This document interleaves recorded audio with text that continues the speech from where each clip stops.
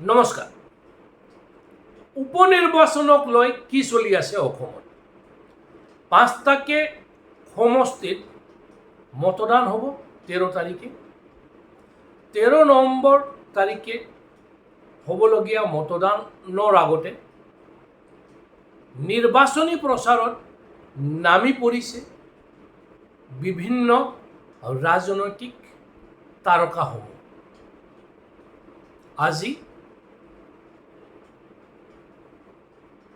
চতিয়া সমষ্টিৰ বিধায়ক পদ্ম হাজৰিকা এখন নিৰ্বাচনী সভাত অংশগ্ৰহণ কৰিছে। তেখেতৰ লগত কেইবাটাও কংগ্ৰেছ কৰ্মী বিজেপিত যোগদান কৰিছে।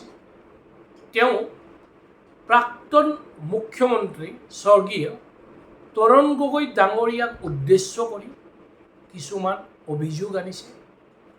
গৌৰৱ গগৈক টাৰ্গেট কৰিছে। লগতে জয়ন্ত বৰাক টাৰ্গেট কৰিছে ৰঞ্জিত দত্তই।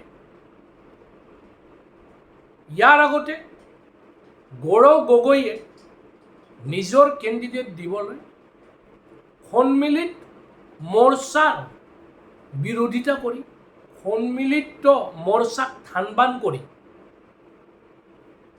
জয়ন্ত বৰাক কেণ্ডিডেটছৰ দিছে।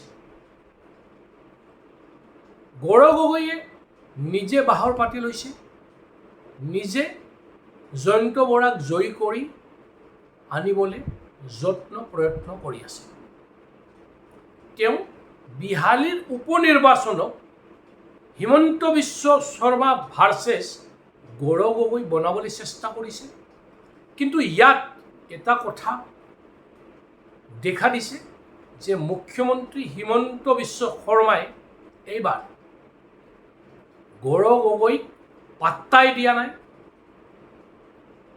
তেওঁ মাত্ৰ এখন সভাই বিহালীত কৰিব বুলি আমি শুনিছোঁ। এফালে আৰোপ প্ৰত্যাৰোপ অভাৱ অভিযোগৰ কথা চলি আছে। কংগ্ৰেছে বিজেপিক দোষাৰোপ কৰি আছে, বিজেপিয়ে কংগ্ৰেছক দোষাৰোপ কৰি আছে। তাৰ মাজতে কিন্তু আৰু কিছুমান কথা ওলাই আহি আছে। যেনেকৈ পল্লৱ লোচন দাস, চবে জানে তেওঁ শোণিতপুৰৰ প্ৰাক্তন সাংসদ। তেওঁ টিকেট বিচাৰিছিল। মুখ্যমন্ত্ৰী হিমন্ত বিশ্ব শৰ্মাৰ অতি ঘনিষ্ঠ ৰূপে তেওঁ পৰিচিত। হিমন্ত বিশ্ব শৰ্মাও তেওঁক টিকেট দিবলৈ আগ্ৰহী আছিলে। কিন্তু পাৰ্টিত পল্লৱ লোচন দাসক বা বিহালীত যিবিলাক স্থানীয় নেতাকৰ্মী আছে তেওঁলোকে এগ্ৰী নোহোৱাত দিগন্ত ঘাটোৱাৰক টিকেট দিবলৈ বাধ্য হৈছে। শুনামতে পল্লৱ লোচন দাসে দিগন্ত ঘাটোৱাৰ হাৰাটো বিচাৰে। এফালে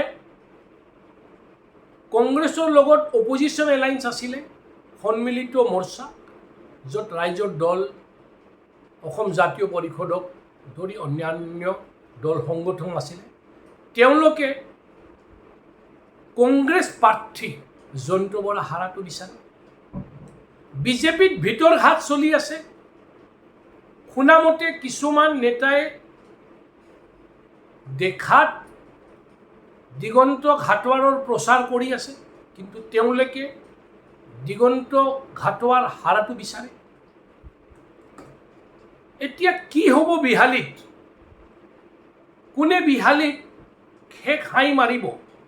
আজি দিনটোত কোৱা টান, কিন্তু এটা কথা খাটাং যে যোৰহাটৰ পৰা যি অভিজ্ঞতা মুখ্যমন্ত্ৰী হিমন্ত বিশ্ব শৰ্মা ডাঙৰীয়াৰ হৈছে, তাৰ পিছত কিন্তু তেওঁ বিহালী উপনিৰ্বাচনক গৌৰৱ গগৈ বনাম হিমন্ত বিশ্ব শৰ্মা হ'বলৈ দিয়া নাই। কিছুমানে কৈছে যে বিহালীত ইণ্টাৰনেল যিটো গণ্ডগোল বিজেপিত চলি আছে তাৰ কাৰণে মুখ্যমন্ত্ৰীয়ে তাত যাব খোজা নাই। বিহালীত বিজেপি প্ৰাৰ্থী উইক, গতিকে মুখ্যমন্ত্ৰী এই প্ৰাৰ্থীগৰাকী কেম্পেইনিঙত নামি তাৰপিছত প্ৰাৰ্থীগৰাকী হাৰিলে মুখ্যমন্ত্ৰীৰ ৰেপুটেশ্যন বেয়া হ'ব। গতিকে তেওঁ আকৌ এবাৰ গৌৰৱ গগৈৰ হাতত পৰাস্ত হ'বলৈ সাজু নহয়। কি আছে আচল কথা অহা দিনবিলাকত আমি গম পাম।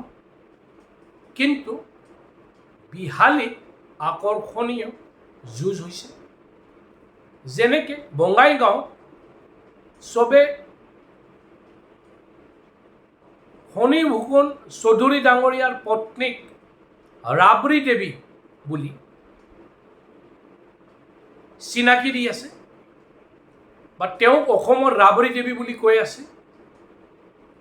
এতিয়া অসমত বা বঙাইগাঁৱৰ ভোটদাতা ৰাইজে তেওঁক ভোট দিব নে নাই, কি কৰিব, এইটো তেওঁলোকৰ বিবেকৰ ওপৰত নিৰ্ভৰ কৰে। চামাগুৰিত এডভান্টেজ কংগ্ৰেছ পাৰ্টি আছে ডেফিনেটলি, তথাপিও ডিপ্লু ৰঞ্জন তাত কিন্তু পিছ পৰি থকা নাই। চিডলিত ভাল যুঁজ চলি আছে। বাকী যিকেইটা সমষ্টি আছে তাতে এডভান্টেজ বিজেপি আছে। কিন্তু এতিয়াও আজিৰ দিনটোত ক'ব গ'লে 3টা সমষ্টি চামাগুৰি, বঙাইগাঁও আৰু বিহালী, এই 3টা সমষ্টি বিজেপিৰ কাৰণে ইজি গইং নহয়। ইয়াত কিন্তু বিজেপি হাৰিব পাৰে। নমস্কাৰ, চাই থাকক নৰ্থ ইষ্টত দীপাৱলী আৰু কালী পূজাৰ শুভেচ্ছা জ্ঞাপন কৰিছোঁ। ছাবস্ক্ৰাইব কৰিব। বন্দে মাতৰম, জয় আই।